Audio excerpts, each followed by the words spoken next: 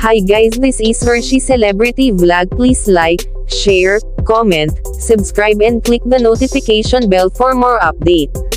Mahigit isang taon na rin ang nakakalipas nang sumabog ang bali-balita ng mga anak, ang ABS-CBN star, na si Julia Montes, ng isang baby daughter. Ang ama ng kanyang anak ay walang iba kundi si Coco Martin. Ang usap-usapan na ito ay never pinatotohanan ni Julia at Coco, at never din nila itinanggi at matapos nga ang mga haka-haka. Finally, kumpirmado na may anak na nga si Julia Montes, at ito ay dahil sa aksidenteng pagpo-post ni Julia Montes sa kanyang IG story, na isang bagay na kanyang binili kamakailan ay bumili si Julia Montes ng disposable mask. Normal lang itong bilhin ng isang tao sa panahon ngayon. Sobrang excited talaga ni Julia Montes dahil sa kanyang order na face mask at makikita sa box.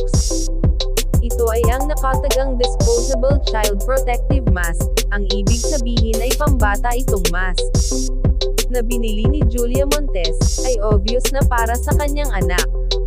Masyadong maliit ang child mask para gamitin ng isang adult, ay there na aksidenteng hindi natakpan or isa itong pagbibigay ng clue ni Julia Montes tungkol sa kanyang anak kung saan si Coco Martin ang di umano'y ang ama ng bata.